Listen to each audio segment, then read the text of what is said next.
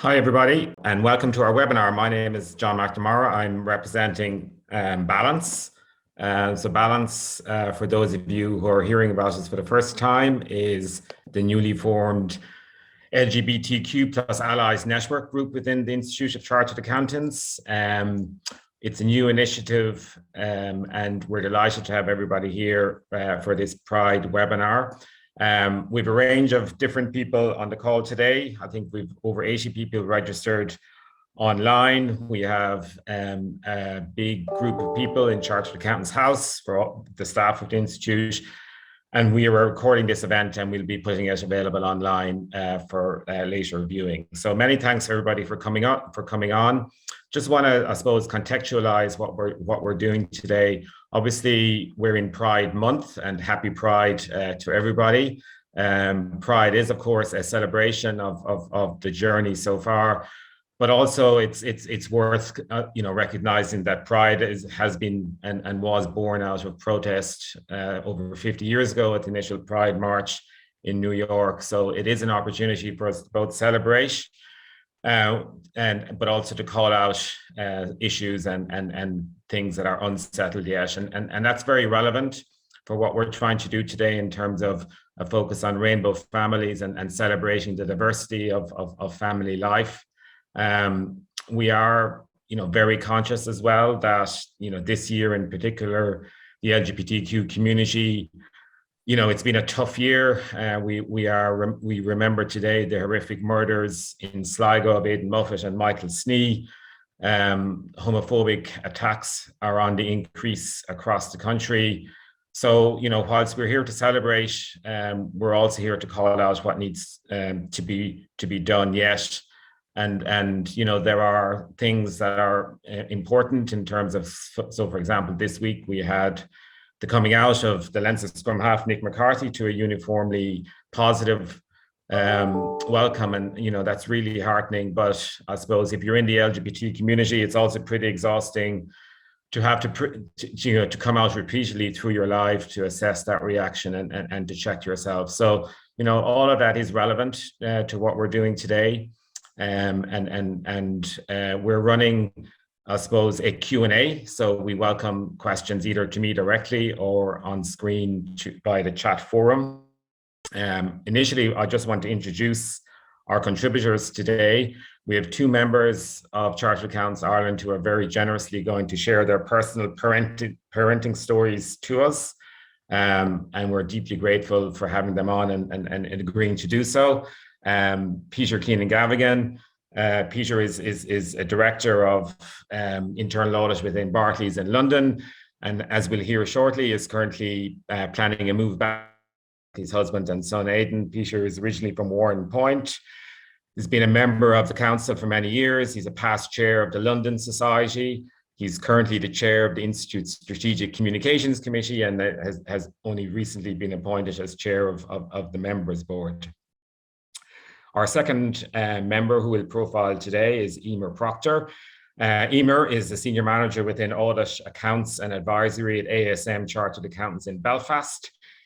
Eimer is currently on maternity leave and has very generously agreed to come in and speak to us today. Eimer is married to Emma, and the reason she's on maternity leave is that together they have had a beautiful son, Owen, born in early February of this year.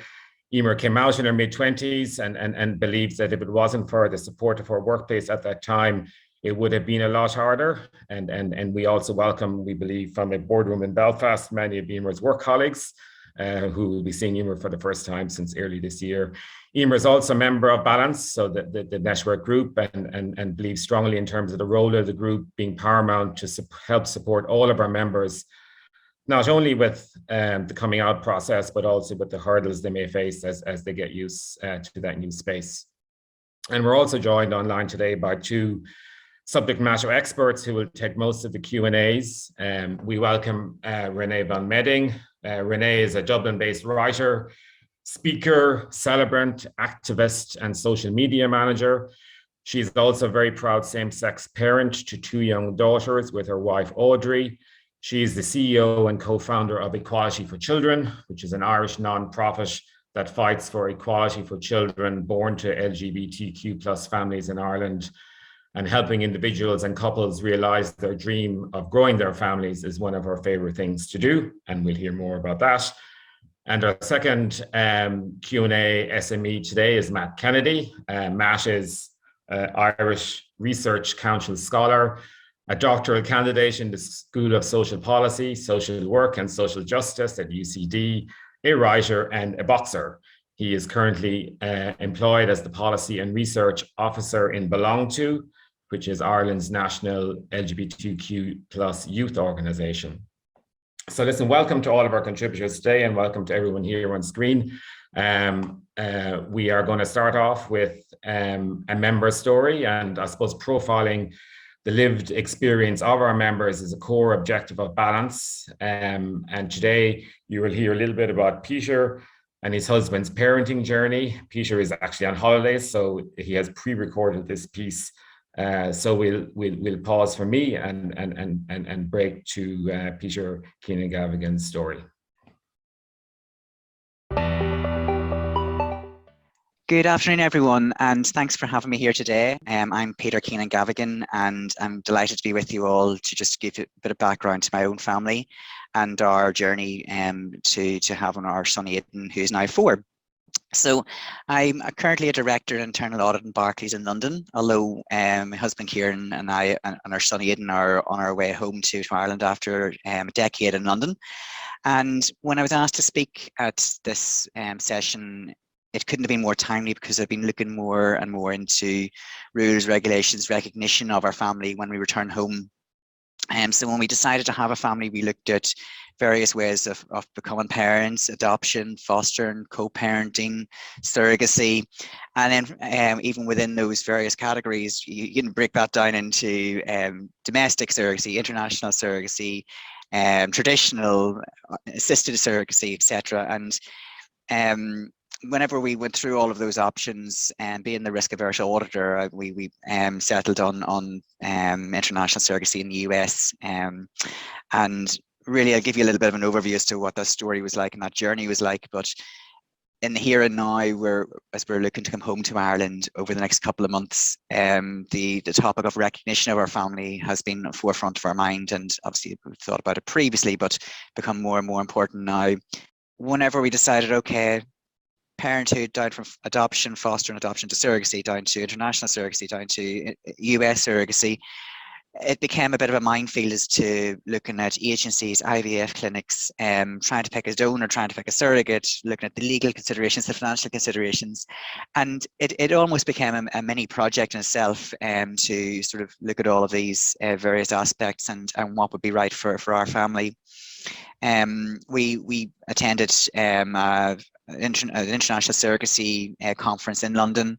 We met other intended parents who were going through similar journeys, and actually some of those folks that we met at those conferences, and even just through work here in Barclays, other parents have gone through the same journey or similar journeys, have become really good friends. And it's really useful and helpful for us and our family to have other families that look like ours and feel like ours in that respect. It's one thing that we always talked about, how we would explain to Aidan in due course how we came to being, given that he has 2 dads, and making sure that he knew where he came from, how much he was wanted, how much he's loved. And that was an important thing for us to be able to be transparent about when the time is right. So having a surrogate who was willing to be part of that journey, not just for the course of the pregnancy and shortly after, but for the life of Aidan, in a sort of a surrogate auntie-uncle relationship was really important to us. And we went over to the US a couple of times for key ultrasounds, and just to spend time with our surrogate and our family, and understand sort of what that relationship might look like, and work that through with them through the pregnancy journey and during pregnancy, and just keeping that dialogue open was really important to us. And as I said, the US is a more established place to have a child through surrogacy. There's legal protections in place in most states where you can get a pre-birth order from the courts to protect parental declarations before the baby's born. So when Aidan was born, he was immediately handed to us, and we had our life changed forever for the next 18, 20, 30, 40 years, whatever that time may be. But you certainly felt the weight of responsibility coming on you when this little, well, he wasn't so little, he was a 10-pound one baby, so he was a big boy. And when he was handed over to us, and we had to sort of begin our journey as parents, because I suppose when you're going through a surrogacy journey, there are certain things that feel slightly removed, and the fact that there was 6,000 miles between us and our child before he was born, and then suddenly he's all yours and over to you to work out. And I suppose that's one thing I've learned just in myself around the last 4 years, that no parent is a perfect parent. You do your best, and as long as the family is filled with love, then that's the important thing. And as long as that child is, has the transparency and knows where they're coming from and how much they were loved, that was important for us too. And I suppose just thinking outside of work around what are the other things that we were considering either before or since having a child. And one of those things was always around social acceptance and making sure that Aidan didn't feel different from other families. And maybe being based in London for the last couple of years, there are families of all descriptions, and other families like ours with two parents, two mammies, two daddies, one mammy, one daddy, whatever. They're just different families are out there, and that's what Aidan has grown up with, and has seen families of all shapes and sizes. And it's really important that I think we talk about this in an adult way, and are able to sort of just make sure that folks know that families do come in all shapes and sizes, and that no matter what that shape and size is, the child will be loved, and that was the most important thing, the child being the center of everything we do. And I suppose just thinking about when we're returning home now over the next couple of months, we want to make sure that that is something that continues. And we've been home in Ireland with Aidan a number of times, friends, family, walking down the street in Dublin and Warrenpoint, my hometown, and never really had any sort of issues with our own little family. And certainly Aidan would be seen as the golden boy, given that he was the grandchild my parents never thought they'd have. So certainly he's enjoying being spoiled rotten by my parents and my husband's parents as well. And as I said, the next thing really is how do we settle ourselves back home in Ireland, and physically getting to Ireland, fine, 1 hour flight, good stuff. But then with the recognition of our family not being written statute, we look at things like schooling, medical support, etc.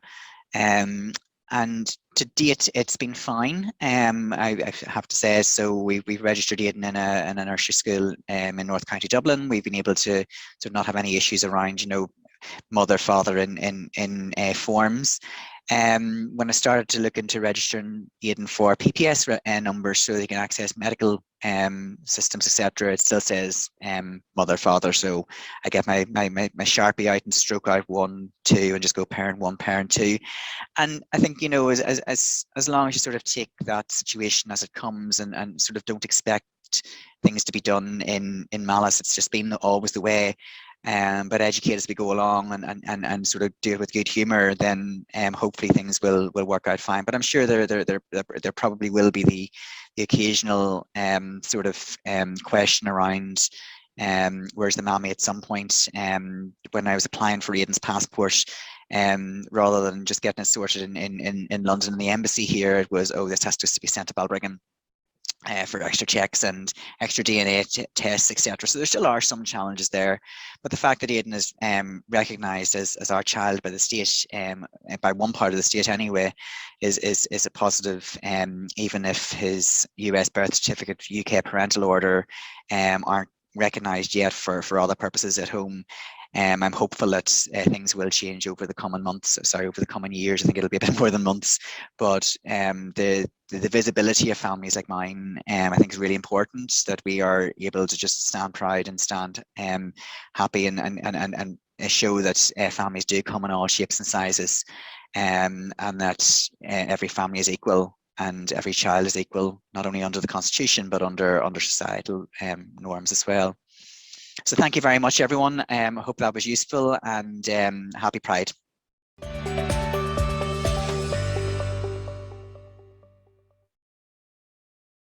Great.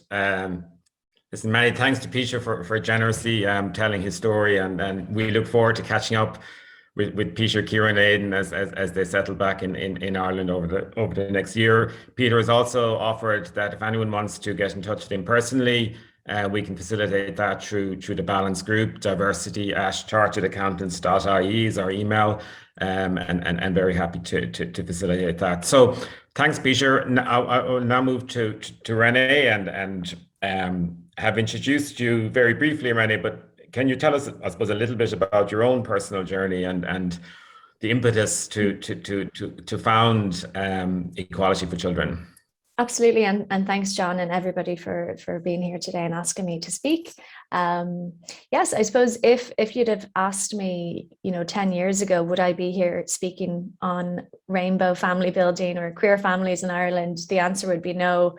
I never thought that I would end up in this position, but I suppose personal circumstance led me to this. So my wife and I have been together for 14 years, and when we met, it wasn't a case of would we have children, it was a case of when would that happen. We always knew we were going to have kids. It was absolutely something that was in the cards for us. We just didn't know how or when.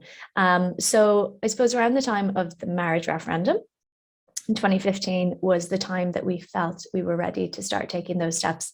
And we discussed various ways, similar to the last speaker. We talked about adoption and fostering and different options. And we quickly came to the decision that we wanted to do some form of fertility treatment in that one of us would carry our child.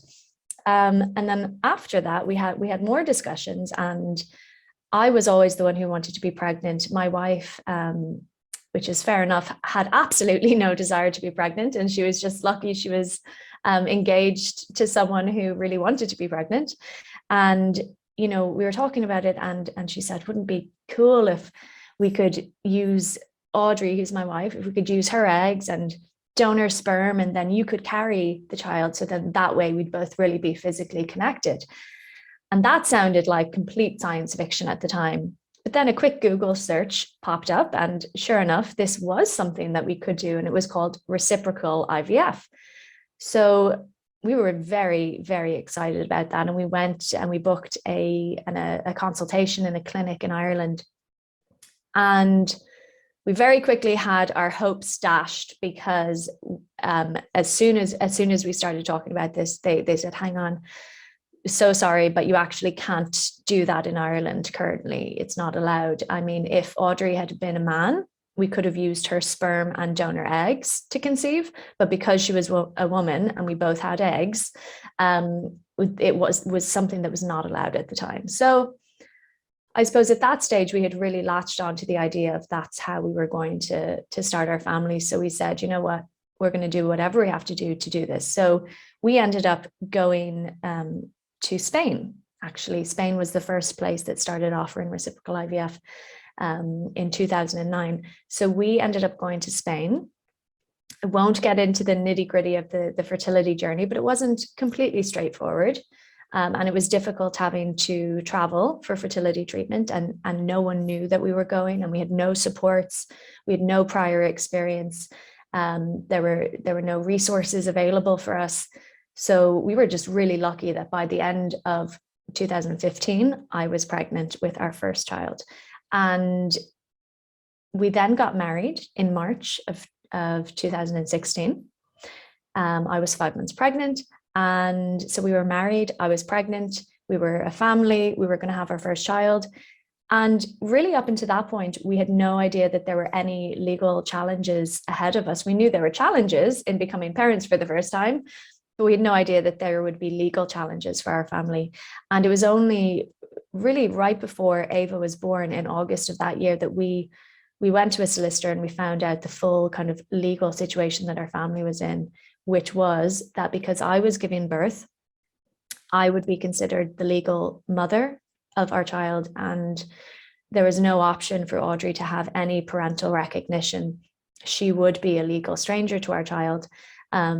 So at that time in Ireland, the only option for a child for their parents was to have a mother and a father. There's no option to have a father and a father, or a mother and a mother, or a parent and a parent.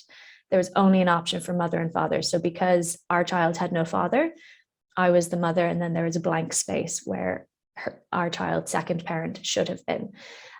So that was, that was devastating, as I'm sure anyone with children or children in their life can kind of empathize with it. It was really, really, really difficult, and brought about a lot of difficult, day-to-day situations, in that I was the only person who could make decisions for our child.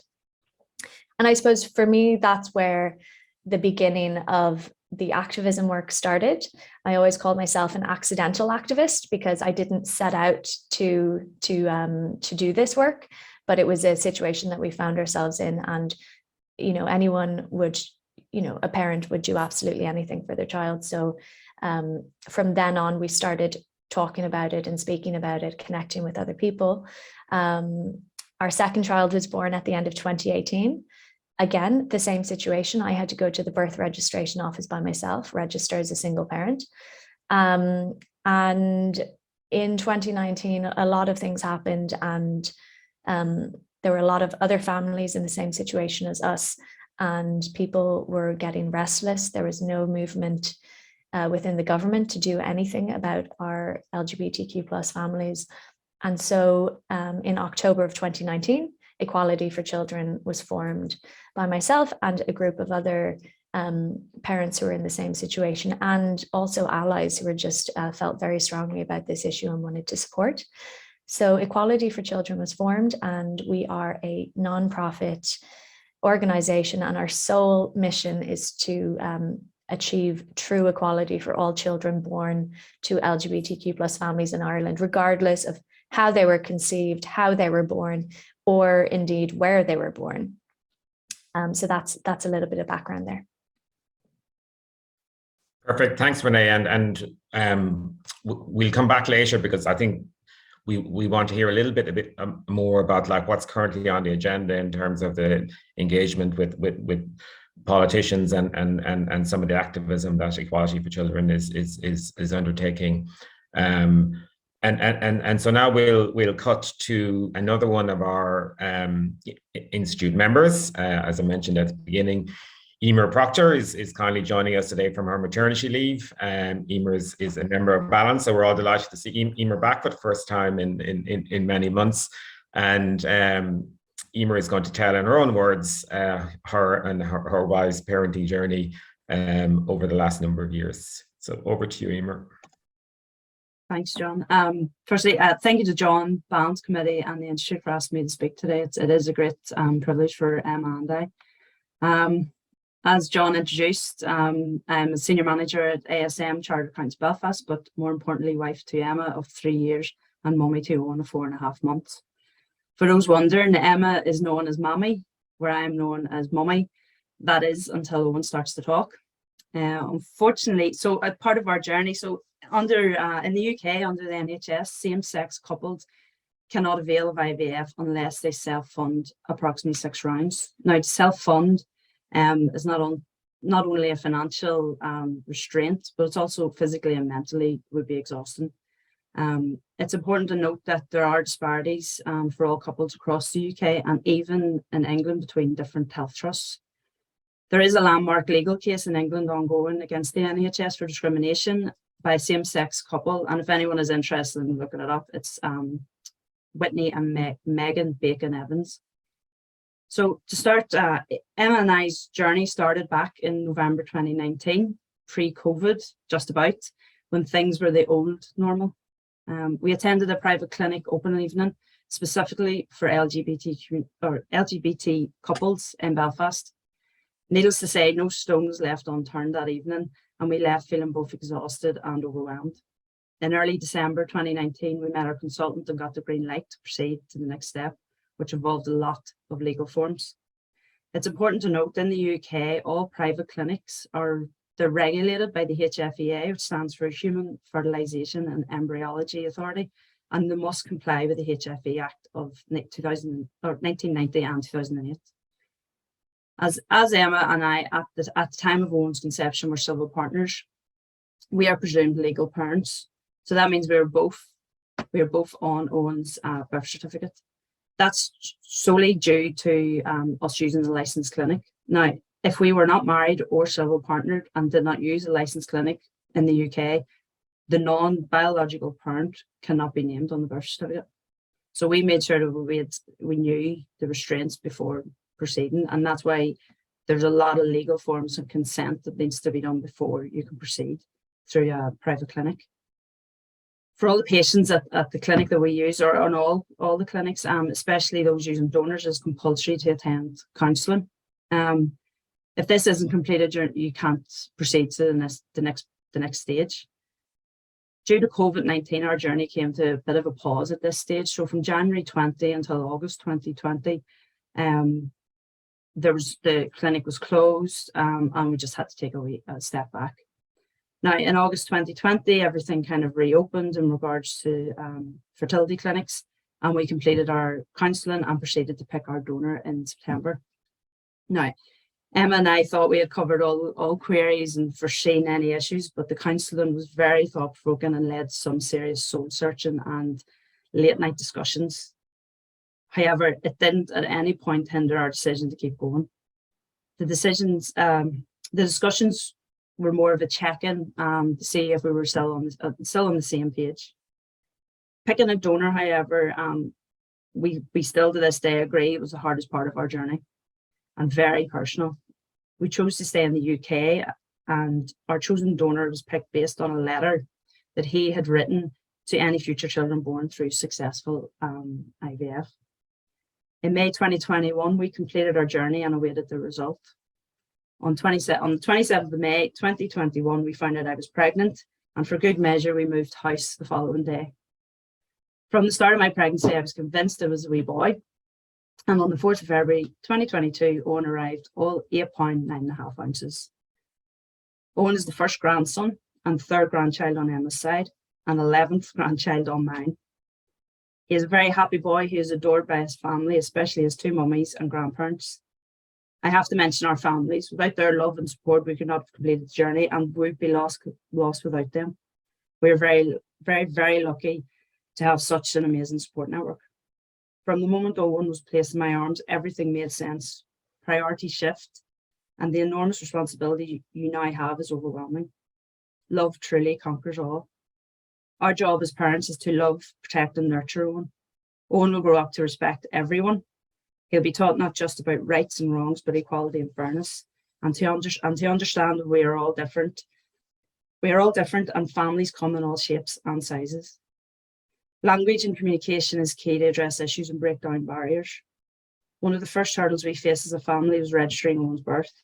The wording on government forms needs to be amended for this. We as a family are aware there will be many more hurdles to jump, but each time we will be more prepared.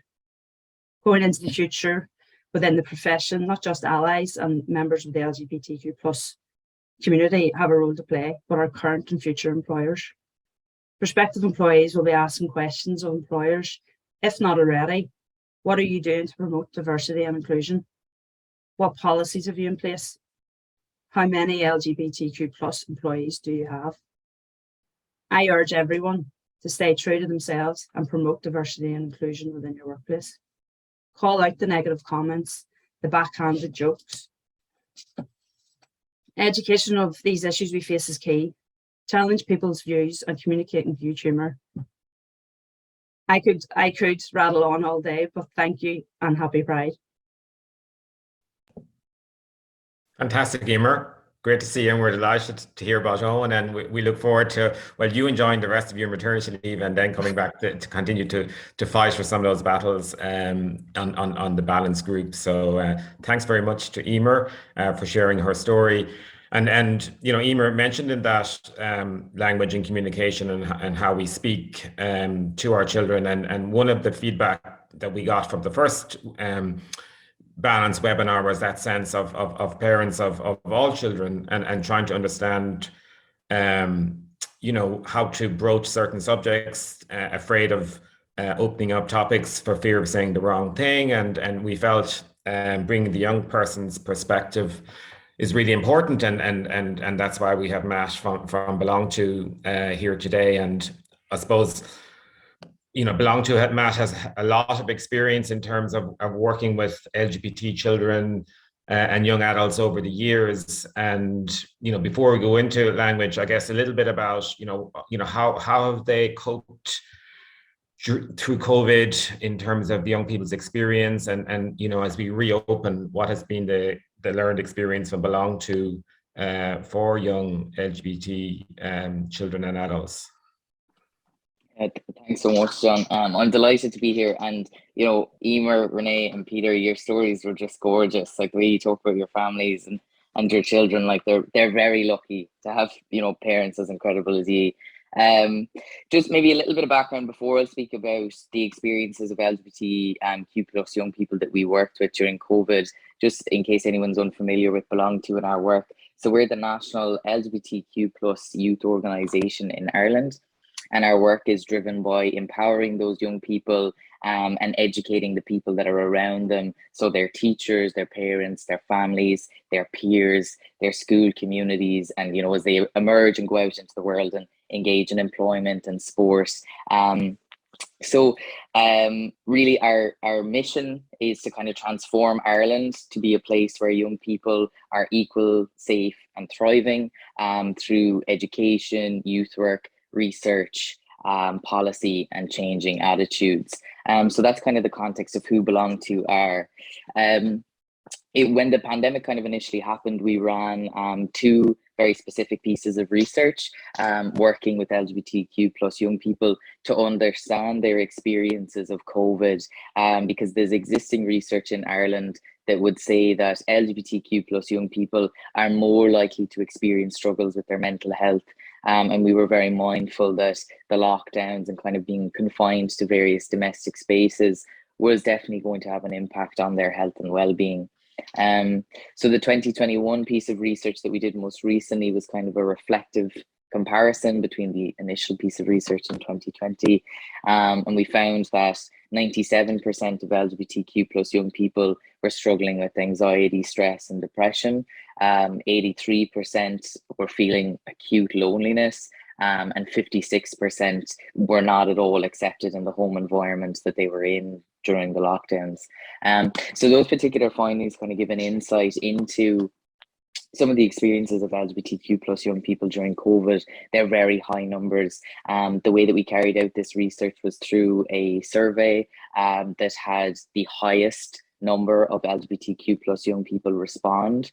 And though that's particularly stark and those findings can be difficult to hear, we also then were able to make specific demands around we need to progress some policy needs, and a real central focus was there needs to be an increased awareness around the needs of LGBTQ plus young people and also the needs of their friends and their families to better understand their experiences and their needs. So we were kind of able to take this knowledge and advocate on behalf of young people to have increased resources in that way for our work. And thanks, Matt. And I suppose just opening it up a little bit more broadly then for parents of teenage children, regardless of sexuality, and any advice or kind of hints in terms of opening up conversations on some of these topics on Belong To's experience. I think some advice that I would have, particularly in relation to LGBTQ plus topics, I would encourage to be proactive. So rather than waiting for a young person in your life to come to you and to come out, or to say, oh, my teacher is out, or I have a friend of mine who's coming out, to just have these general kind of conversations with young people that demonstrates that you are supportive of the community, because that can send a really positive message to that young person that, okay, this adult in my life is trusted. I can come to them if I want to come out, or if I have friends and other people in my life who are coming out as well. There are resources. If as a parent or a guardian that you have a young person in your life who's coming out, Belong to have various different resources that you can use that will kind of guide you through that conversation. That's kind of helpful tips. General kind of stuff of like, it needs to be a calm environment. It can't be brought up in the midst of very busy schedules. You need to have time set aside for it.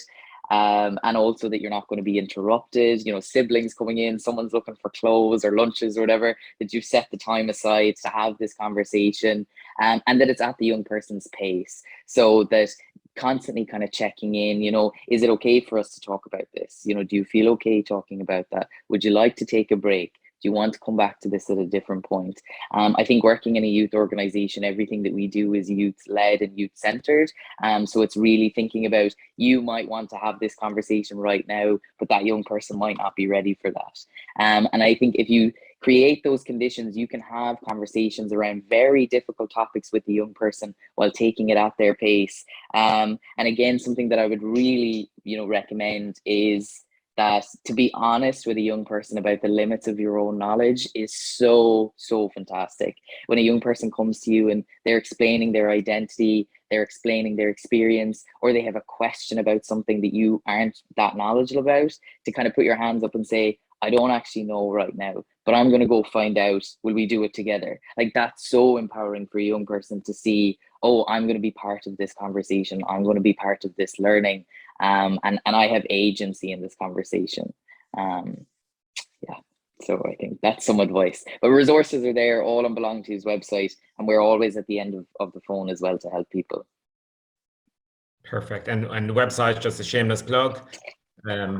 Is belongto.org. Thank you, John. Perfect. Thanks, Matt. And we'll keep you on standby, because I've got a question I want to come back to you on. And also want to bring back Renee. Like, I think one of the themes we've heard through all the speakers, Renee, including your own, is, you know, there's a lot done, but there's a lot and not yet settled in terms of rights and legislation that needs to be enacted. So maybe give a little bit of a sense as like where equality for children is at in terms of fighting for those unwon rights. Yeah, so what I would say is that we at Equality for Children and lots of other wonderful organizations are fighting every day, fighting very hard. There's a lot of work going on by people who are, you know, not getting the credit for the work. And we're a part of a coalition called the Assisted Human Reproduction Coalition. There are 6 member organizations, ourselves, LGBT Ireland, the National Infertility Support Group, Irish Gay Dads, Independent Living Movement Ireland, and I forgot one, Irish Families Through Surrogacy. So between all of us, we have been campaigning very hard over the last number of years. So where we're at right now is that the only equality we have for LGBTQ plus families is under a piece of legislation called the Children and Family Relationships Act, which was passed in 2015, but wasn't enacted until 2020. So in May of 2020, any child who met the criteria under this piece of legislation was eligible to have both of their parents on their birth certificate. And what those criteria are that you are a same-sex female couple who has done fertility treatment in an Irish fertility clinic with a particular type of sperm donor, which is an identifiable sperm donor who goes on a donor registry, and then the child is born in Ireland. So if you meet all of those criteria, both parents can go on the birth certificate, not both as mothers. One can go as mother, whoever has given birth, and the other goes as parent number 2. So that's where we are at currently. So obviously that leaves a huge amount of families out. Who that leaves out in terms of same-sex female couples is anyone who has used a clinic abroad, anyone who has given birth abroad, anyone who has used a non-clinical insemination, so commonly known as a home insemination, which is very common amongst the queer community. Those same-sex female couples do not have equality for their families. And then obviously in terms of same-sex male couples, surrogacy is not legislated for at all in Ireland currently. So anyone who chooses to do surrogacy, whether it's domestic, international, any form of surrogacy is not legislated for. So in that case, the biological father has to prove biological paternity through a DNA test, has to go to court to get sole custody of the child, and then the second parent is the same situation that my wife was in when our children was born, is a legal stranger to their children. So that's where we're at in terms of what we need to fight for. And where we're at right now in terms of legislation is that some of you may have seen, there's been a lot of talk about a thing called the Assisted Human Reproduction Bill. It has been talked about for the last 2 decades, actually. It was first raised in the government back in 2001 by Micheál Martin when he was the health minister. And nothing has happened. It's been back and forth. It's kind of come to a certain stage and then it's gotten scrapped. There has been a huge amount of work done on it, but nothing has happened with it. Where we are at now is that our current health minister, Stephen Donnelly, is trying to get the Assisted Human Reproduction Bill passed through.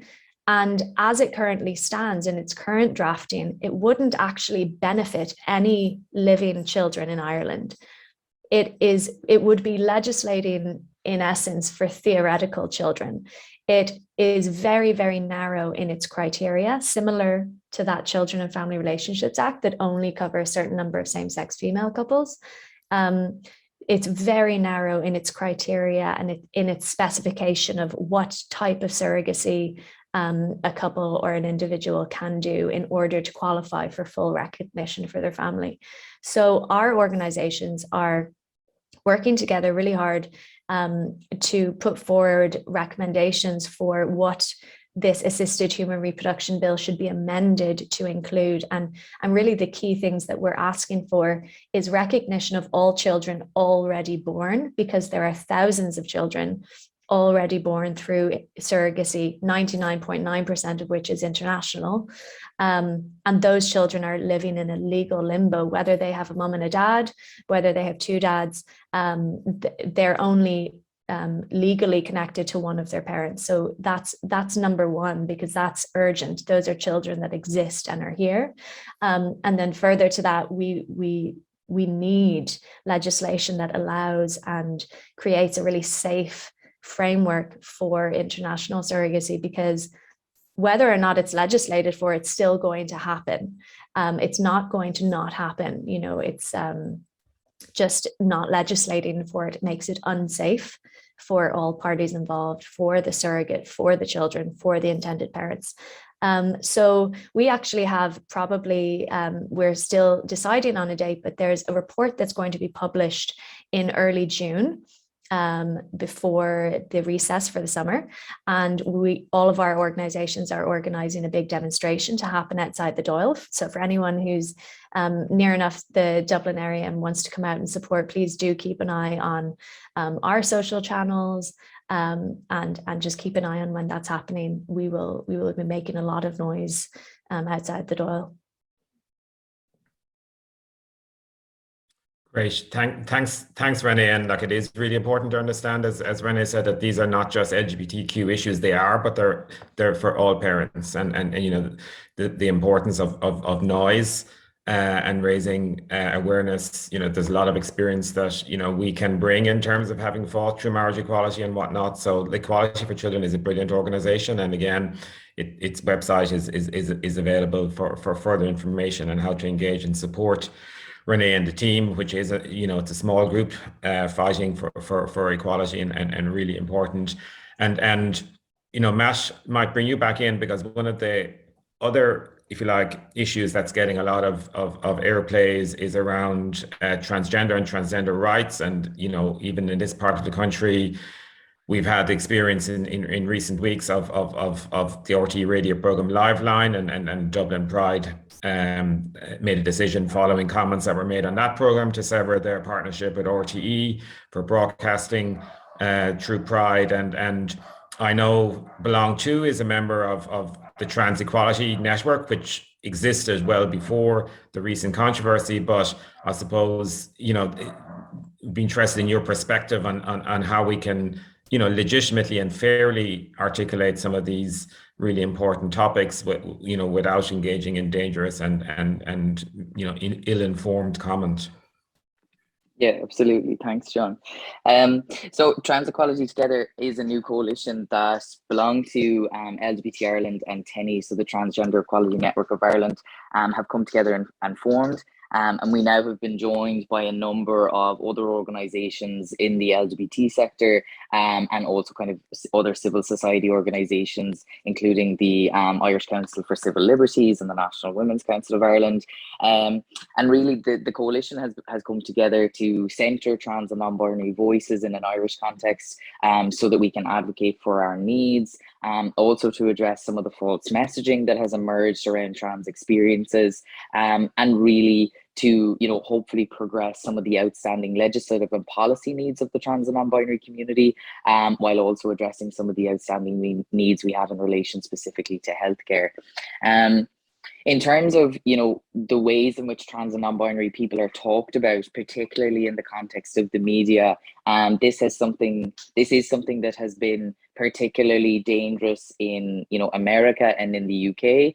And the difference, I think, in, having legitimate conversations about how do we provide for trans and non-binary people, as opposed to we are debating the legitimacy of trans and non-binary people and their right to exist safely in society. Those are two very different things that often I think people can conflate. Trans Equality Together, the work of the coalition is to facilitate people having safe conversations in which they can ask questions that can feel complicated, that can feel, as if they're very personal and complex, which they are for many people, but there are meaningful ways that you can ask those questions without harming a community's ability to live safely in Irish society. And I think what we've witnessed, unfortunately, in the past couple of days, particularly as you mentioned, John, with Liveline,